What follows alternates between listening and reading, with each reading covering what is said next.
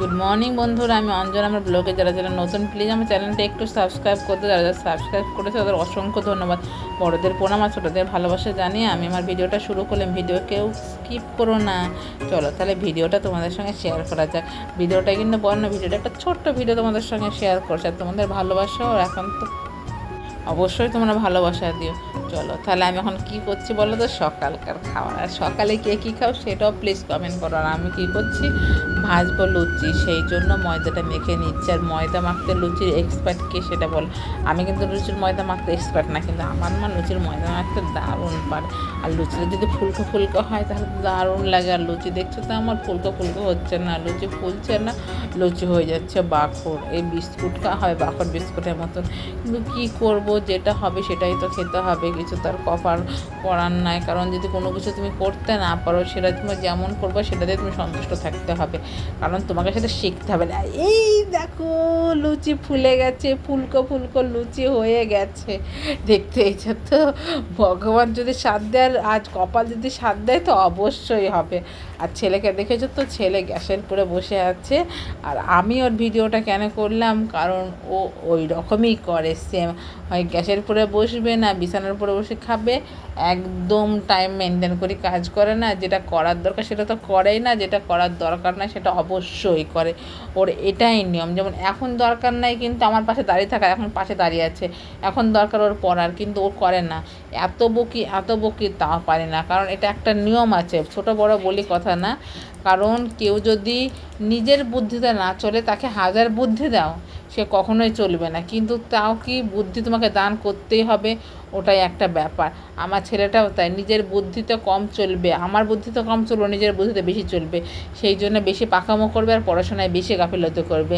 যদি বাচ্চা আছে, বাচ্চা তো থাকছে না, দিন দিন বড় হচ্ছে, সেই জন্যে ওকে বেশি বকি। কারণ পড়াটা জীবনের এক অতি প্রয়োজনীয় জিনিস। জীবনে হচ্ছে পড়াটা মেন। পড়াটা তুমি করে ফেলো, তারপরে তুমি বড় হয়ে যা ইচ্ছা তাই করো নিজের পায়ে দাঁড়ানোর জন্য।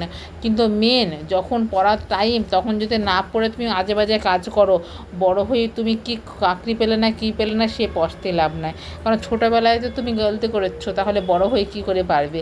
মা বাবার দোষ দিয়ে লাভ নেই, মা বাবা অনেক শাসন করেছে, তাতেও তোমাকে পড়াতে পারেনি, এটাই হচ্ছে ব্যাপার। কিন্তু কিছু কিছু বাচ্চার বহুত ইন্টেলিজেন্ট গো, ওরা অল্পতেই বসেছে। আমারটা তো বলেও বোঝে না। কারণ এর কী অবস্থা, মানে বড় হয়ে বুঝবে এরকম অবস্থা। যেমন এখন একবার ওকে পড়ে দিয়ে এসছি আমি, কিন্তু পড়ে দিয়ে ভয়েসটা দিতে বসছি সকালবেলায় ভিডিওটা ছাড়বো বলে, কিন্তু তাও ওর পড়ার নাম নাই, কিন্তু এখানে বসছে।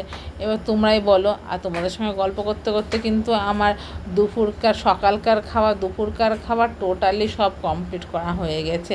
আর তারপরে আমি চলে এসেছি কী বলো তো, সেদিন আর ভিডিওটা শেষ করতে পারিনি, আর শেষ করিনি, ভিডিওটা ছোট হয়ে গেছে বলে পরের দিন তোমাদের সঙ্গে একটা ভিডিও নিয়ে চলে এসেছি। আর ভিডিওটা কী করবো সেটা না ভেবে ভিডিওটা করবো আমের আচার। কার কার আমের আচার তৈরি করা হয়ে গেছে প্লিজ কমেন্ট করো। আর আমার আমের আচার মানে হচ্ছে তেল আচার। তেল আচার আমি একদিন করব, দুদিন করি, যাই করি না কেন সেটা সারা বছর খাবো, এটাই হচ্ছে মেন ব্যাপার। ভালো করে আমগুলো কেটে নিয়েছি। আর ট্যাপে জল ছিল, ট্যাপে জল থাকার জন্য ভালো করে 2-3 বার ভালো করে পরিষ্কার করে ধুয়ে নেবে, যাতে আমের একটা কষকষ ভাব থাকে, আঠা আঠা দেখবা নীল নীল একটা জল বেড়ায়, ওই জলটা যাতে ভালো করে বেড়ে যায়।